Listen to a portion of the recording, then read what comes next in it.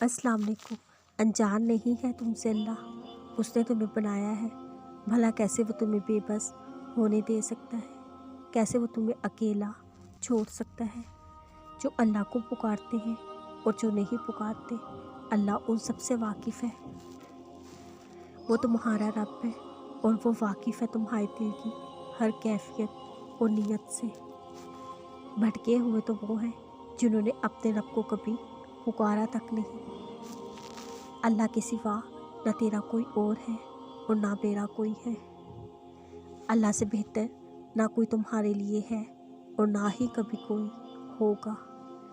نامکمل محبت کی کہانی یہ نشانی رکھتی ہے، عشق اگر اللہ سے زیادہ کسی سے ہوگا تو کسی کام کا نہ ہوگا۔ ہر وہ کام جو تم اللہ کی مرضی کے مخالف بن کر کرو گے وہ تمہیں دکھ دے گا۔ یہ جو رشتے کی باریک ڈور اللہ اور تمہارے درمیان ہے، اسے یقین کے ساتھ تھامے رکھو۔ ان قریب اللہ تمہیں ان معجزوں سے نوازے گا جن کا گمان کہیں نہیں ہوگا۔ اللہ اپنی طرف آنے والوں کو کبھی مایوس نہیں ہونے دیتا۔ راستے جتنے بھی ٹوٹے پھوٹے کیوں نہ ہو، یہ منزل تک پہنچا دیتے ہیں۔ کچھ خوابوں کی منزل صرف اللہ ہی ہوتا ہے۔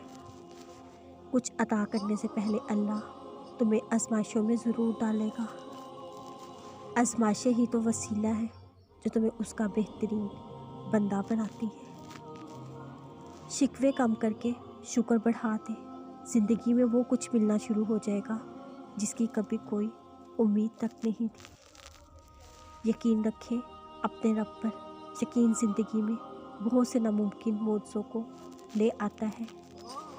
فرشتوں سے بھی افضل ہو کر خود سے نا امید کیسے ہو سکتے ہو تم؟ یقین رکھو اب زندگی میں بہت کچھ عطا کرے گا۔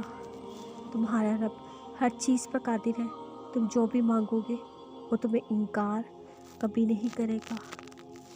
دیری کا مطلب انکار نہیں ہے۔ اکثر معجزے صبر والوں کے نصیب میں لکھے جاتے ہیں۔ صبر یقین والے کا مقابلہ کوئی نہیں کر سکتا۔ تم اپنے رب سے نا امید نہ ہونا۔ میرا اللہ میرے ساتھ ہے، پھر کیوں فکر کروں میں کل کی؟ میں کیوں اپنے آپ کو ان الجھنوں میں ڈالوں جن سے میرے اللہ نے مجھے دور رکھا ہوا ہے؟ میں کیوں اپنے آپ کو ان اندھیروں کے حوالے کروں جن سے میرا کوئی رشتہ ہی نہیں؟